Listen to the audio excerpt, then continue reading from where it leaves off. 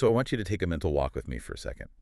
What if I told you that one of the largest, most, mathematically precise monuments of the ancient world wasn't built by some massive, wealthy empire? Right, which is usually the absolute baseline assumption for this kind of thing. Exactly. What if it wasn't constructed by a society with vast armies or a rigid class of kings, or even like a basic agricultural system to feed its workers? It sounds like a total contradiction in terms, honestly. It really does. Yeah. Imagine a society that built a colossal geometric complex using literally nothing but woven baskets and mud.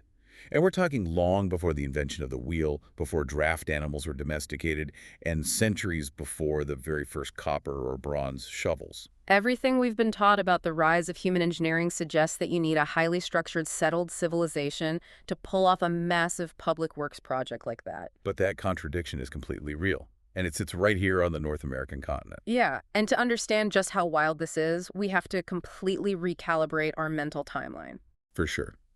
When we think of ancient colossal architecture, we usually default to places like Egypt or maybe Britain. So let's look at the dates. Walk backward in time with me. Walk past the Roman Forum. Keep going. The very first foundation stones of the Great Pyramid of Giza were laid around, 2700 BCE? Roughly, yeah. Okay, and over in England, those massive sarsen stones at Stonehenge were being dragged into their iconic rings right around 2500 BCE. Which is incredibly ancient. I mean, that era just feels like the bedrock of monumental human engineering. It does. But we have to push past that. 1900 years before the Great Pyramid was even a blueprint in an Egyptian architect's mind, a completely different group of engineers was already moving mountains of earth. 19 centuries earlier. Yeah. The year is approximately 3500 BCE. The location is the humid, swampy, densely forested edge of northeast Louisiana. And here, human beings are doing something staggering. They are reshaping the landscape on a massive scale, building monumental earthworks in a really dangerous, waterlogged environment. And this era represents the absolute deepest roots of American architecture, driven entirely by the achievements of native ancestors. I mean, it completely forces us to rethink what a so-called complex society actually looks like. And that is the core mission of our deep dive into the sources today. We are exploring a foundational mystery, but I want to set the tone for you right now, right up front. This is about awe that is deeply grounded in forensic evidence. Right, no breathless mystery mongering today. None. We are tossing out those exhausted, frankly insulting lost race tropes or ancient alien theories.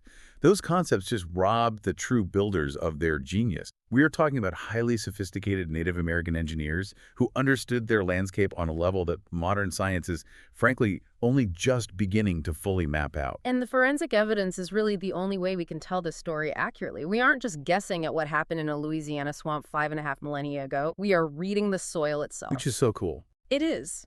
We're looking at microscopic layers of dirt, analyzing the pollen, measuring the isotopic decay of carbon, and literally calculating the sheer physics of moved Earth to reconstruct a society that left no written records. Well, here's where it gets really interesting. The central paradox that we're going to untangle today is the fact that the builders who raised these mathematically precise earthworks were hunter-gatherers. Yeah, that's the kicker. They did not farm. They did not have pottery at the earliest sites. They had no draft animals pulling carts. They didn't even have the wheel. So the overarching theme we are going to see across our sources is that the oldest architectural instinct on this continent wasn't, to build a tomb for a ruler or a stone temple aligned to a constellation. Right. The very first monumental urge was to build durable, engineered high ground on the very edge of a volatile river system.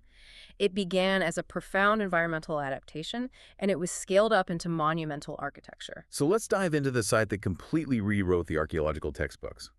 Let's travel back to 3500 BCE to a place called Watson Brake. Okay, Watson Brake. If you were to walk this site today, in present-day northeast Louisiana, you would find yourself standing on a naturally raised terrace in the Waukita River floodplain, right beside a waterway called Watson Bayou. And the geography of that specific location is a crucial piece of the puzzle we'll put together a bit later. But focusing strictly on the physical footprint of Watson Brake, the scale is just awe-inspiring. Tell us about it. Well, this complex was begun roughly 5,500 years ago. It features 11 distinct earthwork mounds, which are all connected by ridges to form this massive continuous oval. To give you a sense of scale, that oval is roughly 900 feet across. You could literally lay 3 modern American football fields end to end inside of it. Wow. Yeah. And the tallest mound in this ring reaches roughly 25 feet high. Now, reading through the archaeological history in our sources, what strikes me is that for most of the 20th century, scientists believed a site like this simply couldn't exist in 3500 BCE. What's fascinating here is the absolute grip that the agricultural prerequisite fallacy had on academia. The agricultural prerequisite. Right. For decades, the foundational dogma of global archaeology was that monumental construction absolutely required a settled agricultural society. Let's break down why they believed that. Because the logic seems pretty sound on the surface, right? Like, you can't build a monument if everyone in your society is spending every waking hour hunting for their next meal. Exactly. The traditional theory was a very neat linear progression. Step 1, you invent farming. You figure out how to domesticate a staple crop-like wheat in the Middle East or maize in the Americas. Okay, step 1 is the farm. Step 2, farming allows you to produce a massive surplus of food. You grow way more calories than you can eat in a single season. Right. Then step 3, that surplus frees up labor. Suddenly, a large portion of your population doesn't have to hunt or gather at all. They can become specialized laborers or artisans. And step 4 would be the administration of that surplus, right? I mean, somebody has to guard the grain silos and decide who gets what. Exactly, which leads directly to strict social hierarchy. You get administrators, you get a ruling class, and eventually you get a king or a pharaoh. So the dogma held that only when you have a freed-up labor force and a powerful central authority to command them do you get monument building. So in that framework, monuments are basically the ultimate reward for inventing agriculture. Precisely. But Watson Brake threw a massive wrench into that entire linear timeline. The builders of this massive 900-foot oval possessed absolutely none of those supposedly required steps. None of them. The people who settled on the terrace at Watson Brake around 4000 BCE, and they were living there for about 5 centuries before they even started moving earth, they were highly mobile foragers, fishers, and collectors. And just to be clear, there is zero evidence of domesticated staple crops. Zero. No maize, no agriculture whatsoever. Just living off what the landscape provided naturally. I mean, let's really paint a picture of their reality for you. Yeah. They didn't have metal tools to dig with. We were talking about digging massive volumes of earth using sticks. Or perhaps like the heavy shoulder blades of deer or large mussel shells. Right. They didn't have wheels or carts to move the dirt. It's like finding out a group of people built a skyscraper using only teaspoons, long before the invention of the crane. That's a great way to put it. They were harvesting fish from the bayou, hunting local game, gathering wild plants, and yet they managed to construct this massive complex. Yeah. And we know from the stratigraphy, the layering of the mounds, that Watson Brake wasn't built in a single frantic burst. It was a multi-generational project that unfolded incrementally over roughly 500 years. 5 centuries of continuous, intentional construction by people who supposedly didn't have the social structure to pull it off. I have to admit some confusion here, just playing devil's advocate. The logistics feel impossible. If there is no rigid hierarchy, no king distributing the grain rations and whipping laborers into shape, how on earth do you motivate a society of mobile foragers to repeatedly return to this exact spot on the river, generation after generation, to engage in backbreaking manual labor? That question is driving some of the most exciting theoretical work in American archaeology today. If a central authority didn't mandate the construction, we have to flip the script entirely. Okay, how so? The act of building together, of physically reshaping the landscape, might have been the very mechanism that generated their social cohesion. Oh, wow. So the monument didn't come after the society was unified. The act of building the monument is what unified them. Exactly. The labor itself was likely the social glue. Mobile groups might have dispersed during certain seasons to hunt or forage across the region, but they returned to Watson Brake to build. So it's a shared purpose. Yes. The shared physical effort marked their place in the world, it solidified their alliances, and likely fulfilled deeply held spiritual obligations to the landscape. It forces us to realize that monument building wasn't the reward of a settled civilization, it was the root of it. That is profound. And we really need to highlight the sheer stubbornness of the scientists who finally proved this. Because the archaeological establishment didn't just look at Watson Brake in the 1990s and say, oh, our bad, let's rewrite the textbooks. Oh, definitely not. It was a massive uphill battle.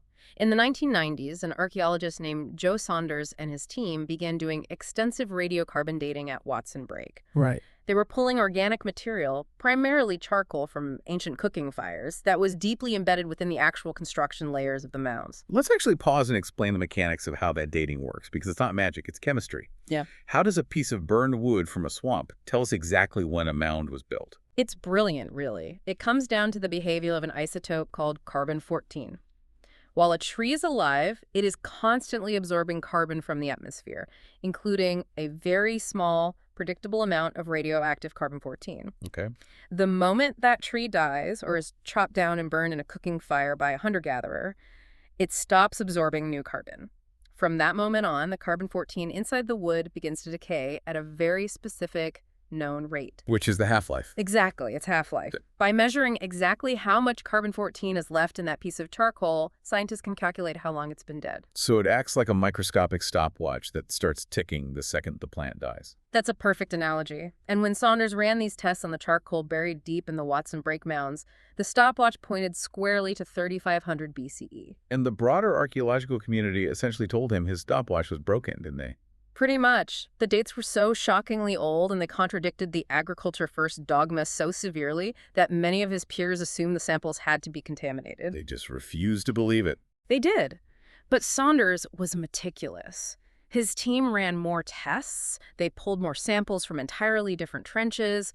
They rigorously verified the soil layers to ensure the charcoal hadn't been, dragged down by roots or burrowing animals over the centuries. Right, ruling out every other possibility. Exactly. And eventually, the sheer weight of the forensic data became undeniable. It literally forced the establishment to accept that American antiquity was vastly older and far more complex than anyone had imagined. Which perfectly sets the stage for an even more mind-bending leap in our sources today. Around 3000 BCE, the construction at Watson Brake ceases, and the site is essentially abandoned. Yeah, there's a shift. Right, we see this long, curious gap in major earthwork building in this specific region. But then we leap forward 2 millennia to roughly 1700 BCE, and we zoom in on a site called Poverty Point, located in modern-day West Carroll Parish, Louisiana. Oh, Poverty Point. If Watson Brake proved how old this engineering was, Poverty Point completely shattered our understanding of scale. Completely. Poverty Point is unparalleled. It is, without exaggeration, one of the most important and astounding archaeological sites on the North American continent. Yeah. The ambition of the people who built it is just staggering. I want you to visualize this with me. Imagine standing in the center of a massive, flat, 43-acre earthen plaza. It's huge. Massive. And radiating outward from that central plaza are 6 nested concentric ridges. They are shaped like giant C's or, broken semicircles.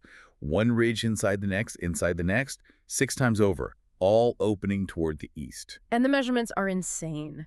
The outermost ridge is a massive 3/4 of a mile across. The innermost ridge is 3/8 of a mile across. 3/4 of a mile? Yeah. To help visualize the sheer volume of Earth, if you were to somehow straighten those 6 C-shaped ridges out into a single continuous line, that engineered ridge would run for over 7 miles. 7 miles of perfectly geometric engineered Earth.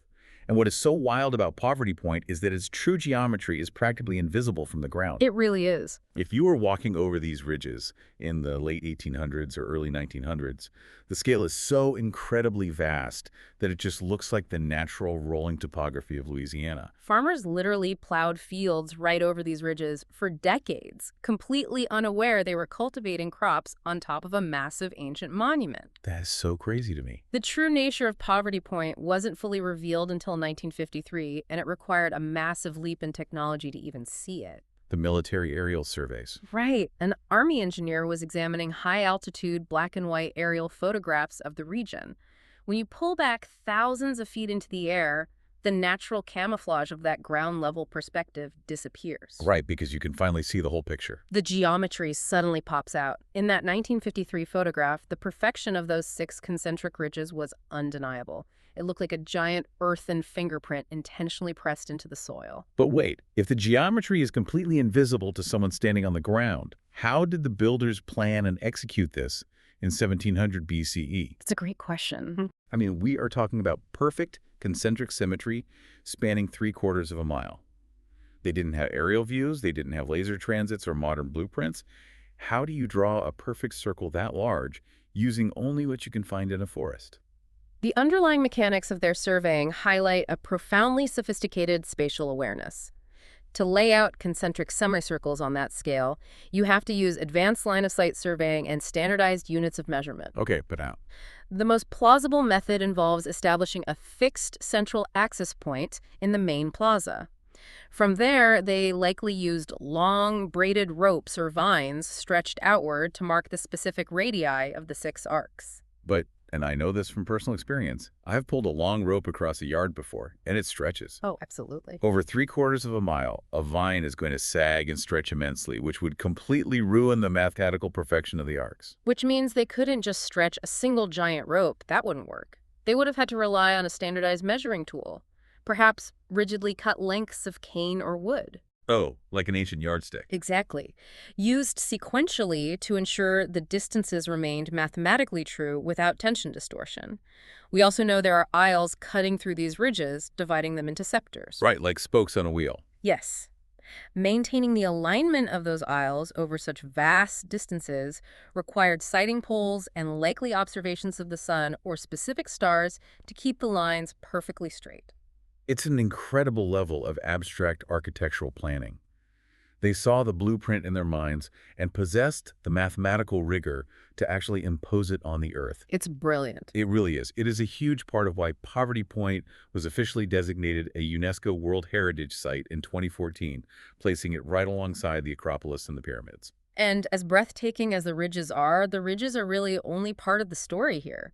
The entire complex represents over 1 million cubic meters of moved soil. Unbelievable. But to really understand the extremes of their engineering, we have to look to the west of the main plaza, to the signature earthwork of the complex. Yes. The behemoth of Bayou Macon.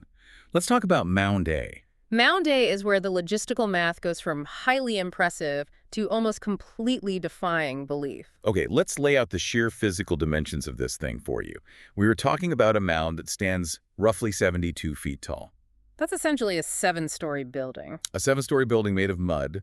The footprint of its base is about 705 feet long by 660 feet wide. That is significantly larger than a standard modern city block, just rising 72 feet into the air. And the shape is also incredibly distinct.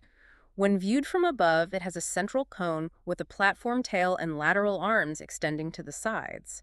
It is widely interpreted as a great bird in flight, or perhaps an earth island. And raising this single structure required an estimated 15 million individual basket loads of earth. 15 million, let that sink in. Okay, let's unpack this. Let's really analyze the physical labor involved here, because it's so easy to just throw large numbers around and lose the human element. Very true. We know from experimental archaeology that a typical woven basket used for earth moving holds about 50 to 60 pounds of soil.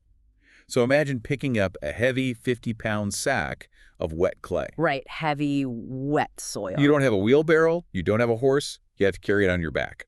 And carrying 50 pounds of dirt repeatedly requires a very specific biomechanical adaptation. They likely use tump lines. Tump lines? Yeah, a tump line is a strap woven from plant fibers that attaches to the basket and loops across the carrier's forehead. A strap across the forehead? Yeah. I mean, that sounds like a guaranteed way to snap your neck. Why wouldn't they just carry it like a backpack? Because a backpack pulls backward on your shoulders and strains your lower lumbar region, which wears you out very quickly when you're carrying heavy loads. Oh, that makes sense. Right. A tump line actually shifts the weight off the shoulders and lower back and directs it straight down the skeletal axis of the spine and directly into the hips. It utilizes the strongest load-bearing architecture of the human body. It allows a person to carry incredibly heavy loads over long distances with far less muscular fatigue. Okay, so you have thousands of people using tump lines, carrying 50 pounds of dirt in the sweltering heat and brutal humidity of a Louisiana summer. Which is no joke. Seriously. Right. You carry it from the barrel pit, walk it up a steepening incline, dump it, and walk back. Now, multiply that action by 15 million. The caloric expenditure is astronomical. The biomechanical stress on the knees, the feet, the spine, and yet the sheer volume of moved earth isn't even the most shocking part of Mound A. The timeline. This is where the geoarchaeology completely upends everything. When scientists cut into Mound A, what exactly were they looking for and what did they find? They were looking for the forensic markers of time. When human beings build a massive earthen mound in stages, say they build a 10-foot base and take a break for 5 years, then come back and add another 10 feet, nature leaves a very distinct signature on that paused surface. Right, because if you leave a massive pile of dirt exposed to the elements, things happen to it. A lot happens to it. You get soil horizons forming, you get root traces from weeds and grasses taking hold in the exposed dirt. Crucially, you get rain-scoured surfaces and erosion channels where the weather has beaten down on that layer. Makes sense. These weathering markers act like a geological clock in the soil, showing every single pause in construction. But when soil scientists took core samples from Mound A, they found an astonishing lack of evidence. Lack of evidence. There were no soil horizons, there were no root traces, there were absolutely no rain-scoured surfaces between the massive fill layers. The absolute absence of weathering. That's like finding a 72-foot tall structure that was essentially dropped from the sky fully formed. The sedimentology tells us that this mound did not sit exposed to the harsh Louisiana rain and sun between building seasons. The only way you achieve a structure this massive with no internal weathering is if it was raised in a single, sustained, continuous campaign. So what is the mathematical consensus based on that lack of weathering? How fast are we talking? Based on the environmental data of the region, the accepted scientific consensus is that Mound A was built in under 3 months. Under 90 days. I have to stop and play devil's advocate here. I really do. Is it truly possible to mobilize thousands of people for 90 days of back-breaking CrossFit-level labor just to build a massive dirt bird? I know, it sounds impossible. Could the soil science just be wrong? Like maybe the specific type of clay they use just doesn't weather the way we expect it to? Skepticism is essential here because the numbers are so extreme. But the strong version of the single-season build is backed up by microscopic analysis. Break that down for me. How do you look at dirt microscopically to prove speed? We use a highly specialized technique called micromorphology. Think of it like taking a biopsy of the mound. Geoarchaeologists extract intact blocks of soil from the mound. They impregnate these soil blocks with a clear, hardening resin so the dirt cannot shift. Then, they slice that hardened block thinner than a human hair and put it under a microscope. So they're looking at the exact structural relationship of individual grains of dirt. Exactly. Think of it like laying down a fresh coat of paint. If you paint a wall and then immediately apply a second coat, the two wet layers blend seamlessly. Right. But if you wait a year between coats, there will be a... Okay, if the micromorphology proves it was built in 90 days, let's look at the terrifying logistics of that. To move 15 million baskets in 90 days, you need to move roughly 166,000 baskets of dirt every single day. The level of coordination required completely defies the traditional label of a simple society. Absolutely. You need thousands of laborers working in perfect synchronization. You need teams digging the soil from the borrow pits. You need teams carrying it. You need foremen coordinating exactly where the soil goes so the complex bird shape emerges perfectly. But building that fast raises a massive biological problem, doesn't it? Starvation. Yes, exactly. These people don't have farms. They don't have fields of wheat or rows of corn to rely on. How do you fuel thousands of laborers burning thousands of calories a day without agriculture? You fuel it through a deep, intimate knowledge of an incredibly abundant ecosystem. The areas surrounding Poverty Point, the rich bottomland hardwood forests, the bayous, the rivers, was teeming with natural resources. They weren't fighting the landscape. They were harvesting it with industrial efficiency. What exactly is on the menu to sustain that kind of labor? The caloric foundation was wild resources. They were harvesting immense quantities of fish during seasonal spawning runs in the bayous. They were hunting massive flocks of migratory waterfowl that moved through the Mississippi flyway. Lots of protein. They gathered tons of freshwater mussels. But crucially, the high-octane fuel for this labor force was nuts, specifically acorns, pecans, and hickory nuts. But you can't just hand a laborer a handful of raw acorns and expect them to carry 166,000 baskets of dirt. Right, the processing is key. They would crush massive amounts of hickory nuts and boil them in water. The rich, dense oils and fats would float to the top, creating a highly caloric broth or hickory milk. Oh, wow. When processed this way, these nuts provide the dense fats and calories necessary to fuel heavy labor. They were likely harvesting and storing these wild resources in massive quantities in preparation for these rapid construction bursts. But Poverty Point wasn't just a local construction project fueled by local pecans, was it? When you read the archaeological reports, you realize this place was the hub of ancient North America. It was an extraordinary long-distance exchange network. Oh, it was a massive hub. When archaeologists excavate Poverty Point, they don't just find local Louisiana clay and local animal bones. They find literal tons of exotic materials that had to be transported across the continent to reach this specific site. We are talking about materials that originate hundreds or even thousands of miles away. Right. If we connect this to the bigger picture, it's staggering. We find copper that was mined and brought all the way down from the Great Lakes region over 1,000 miles to the north. 1,000 miles. We find soapstone, which was used to carve heavy, beautiful bowls that was transported from the Appalachian Piedmont in modern-day Georgia and Alabama.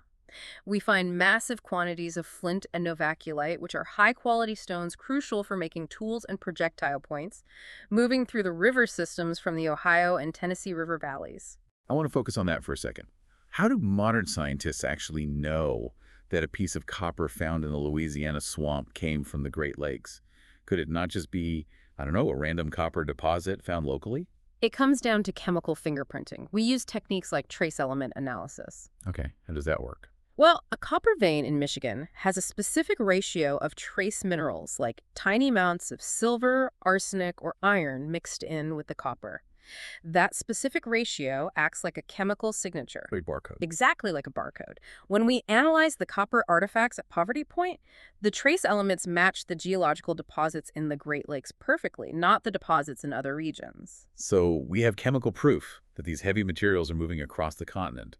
But how? They don't have pack animals. You can't just load 2 tons of Appalachian soapstone onto your back and walk 1,000 miles through the forest. The only viable highway system in 1500 BCE was the water. The rivers. Yes.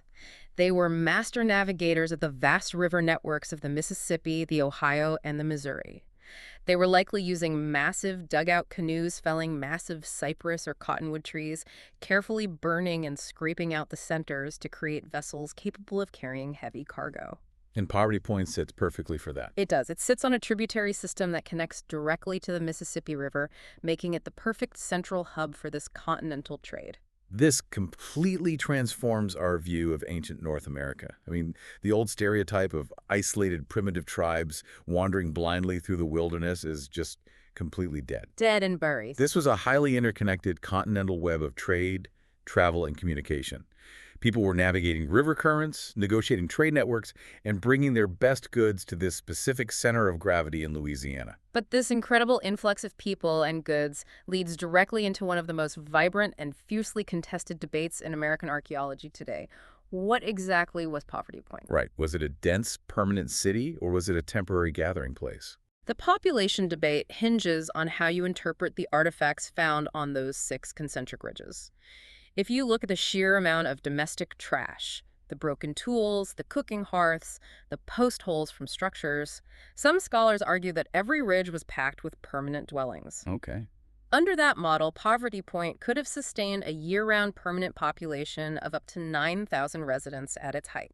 If that's true, that makes it one of the largest settlements in the world at that time, rivaling some of the early cities in Mesopotamia. But there is major pushback on that theory. There is. The counter-argument points to the logistics of sustaining 9,000 people year-round without agriculture. It would rapidly deplete the local wild resources. So other scholars argue that the permanent year-round population was actually quite small, maybe just a few hundred caretakers, religious leaders, or skilled artisans. So under that theory, what explains the massive footprint and all the exotic trade goods? The massive convergences. They argue that Poverty Point was more like a seasonal fairground or a grand pilgrimage center. People from all over the continent would travel there at specific times of the year, perhaps timed with astronomical alignments or seasonal resource peaks. So a gathering. Yeah, they would converge for massive trade fairs, for marriage brokering between distant genetic groups, and for grand ceremonial events. So it's either an ancient, bustling metropolis like New York City, or it's the 1500 BCE equivalent of a massive, recurring festival like an ancient Burning Man or a World's Fair. That's a great analogy. Everyone brings their Great Lakes, copper, and Appalachian soapstone. They build a colossal 72-foot dirt bird in a feverish 90-day burst of unified labor, and then they disperse back out across the continent. The rapid single-season construction of Mound A strongly supports the pilgrimage or temporary gathering model. You bring in a massive influx of thousands of laborers, feed them on stored hickory milk and seasonal fish runs, harness their collective muscle for 90 days, and then the population disperses before the local ecosystem collapses from overhunting. But regardless of whether they live there year-round or just visited seasonally, the specific location they chose to build on is the unifying thread of our entire deep dive today. Let's look at the logic of the landscape. Because they didn't just build these massive structures anywhere. There is a deeply specific geographic theory that links the 3500 BCE builders of Watson Brake with the 1700 BCE builders of Poverty Point, despite the nearly 2,000-year gap between them. It's the deliberate, engineered choice of elevation. Let's map it out for you. Think back to Watson Brake. It sits on a naturally raised terrace in the Ocana floodplain. Now look at Poverty Point. It sits on the lip of a geological formation called Macon Ridge. Right. Macon Ridge is a raised Pleistocene terrace. During the last ice age, glacial meltwaters carved out the Mississippi River Valley, leaving behind these high, naturally elevated plateaus overlooking the lower floodplains. And Poverty Point is right on the edge. Exactly. Poverty Point's occupation chases run for 3 miles along the very edge of this elevated Pleistocene ridge, dropping off into the lowlands of Bayou Macon. In both cases, the pattern is identical. The builders are intentionally seeking out the boundary line between absolute bounty and absolute danger. The floodplain is where the food is. It is a hyper-fertile environment. The rivers flood, they deposit rich silt, they support the bottomland forests, the massive fish spawning runs, and the migratory waterfowl. But the floodplain is inherently lethal. Right, a flood on the Mississippi River system isn't just a puddle in your backyard. When the Mississippi or its tributaries flood, they can inundate hundreds of square miles. The water moves with terrifying velocity, wiping out anything in its path. It's devastating. The deep adaptation here, the sheer genius of these ancient engineers, was recognizing the absolute necessity of the terrace. The floodplain is where you eat, the terrace is where you survive. The terrace is the high ground that keeps you above the catastrophic floodwaters. And what we see at both Watson Brake and Poverty Point is a profound human urge to make that high ground permanent. They look at this natural Pleistocene terrace and say, this elevation is good, but we are going to sculpt it. We're going to pile it higher. We are going to shape it into something monumental. Siting mounds on river terraces is a profoundly old answer to living with a dangerous river. It is an engineered adaptation to a specific, recurring environmental hazard. By raising the earth, you are creating a sanctuary that will outlast the seasonal floods, ensuring the survival of your community, your stored resources, and your sacred spaces. Now I have to step in here and explicitly pump the brakes. We promised you at the start of this deep dive that we would be scrupulously honest with the sources, and that means being clear about where the hard forensic evidence ends and the theorizing begins. Always important. We are arguing that these mounds functioned as life rafts, engineered high ground to survive floods. But we have to tell you, nothing at Watson Brake or Poverty Point strictly proves these ridges were built solely as flood levees. That is a crucial distinction.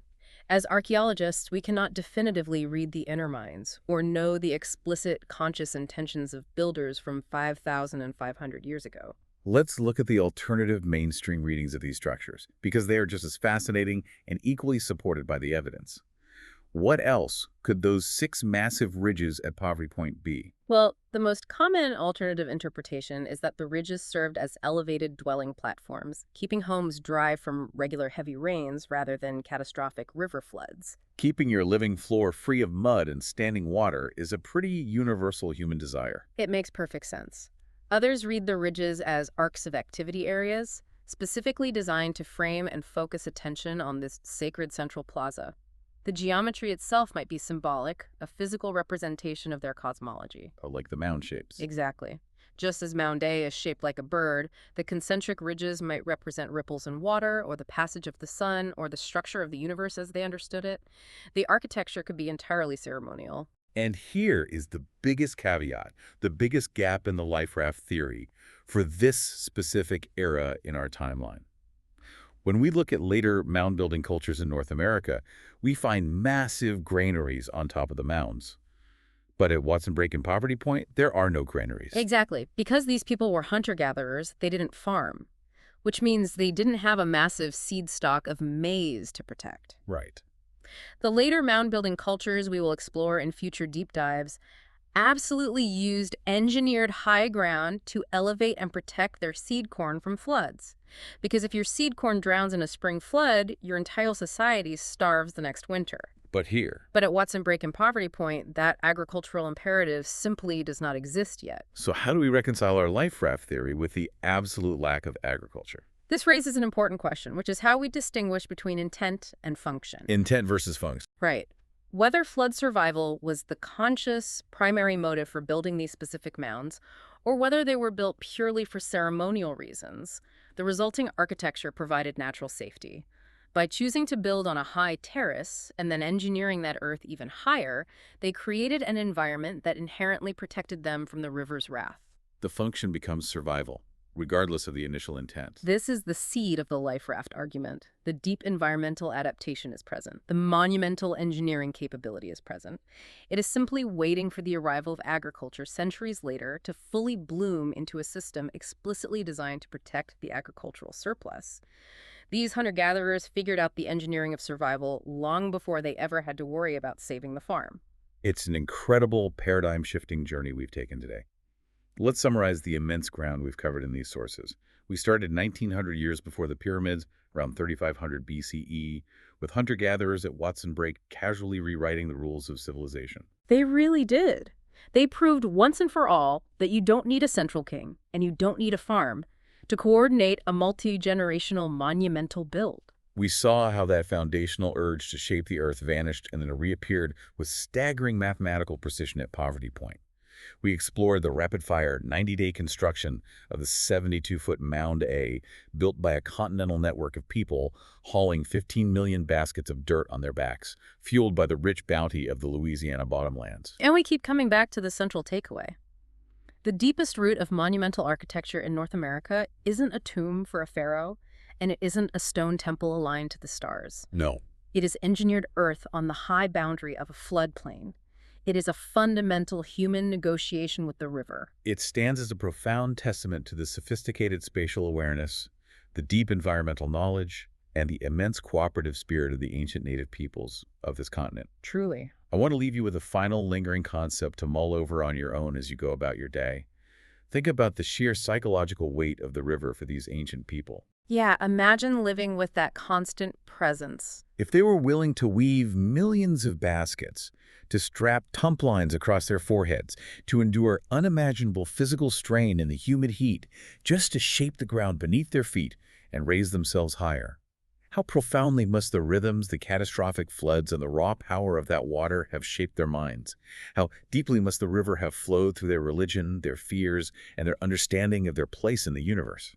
The landscape didn't just dictate where they lived. The sheer force of the river shaped who they were as a people. The earth-moving know-how forged by these very first engineers in the swamps of Louisiana is not going to vanish. The instinct to pile the earth high, to build upwards against the water, is permanently woven into the continent now. In our next deep dive, we will see how the story moves forward in time. We will explore how the woodland peoples, the famous Adena and Hopewell cultures, inherit this staggering craft of earthen architecture.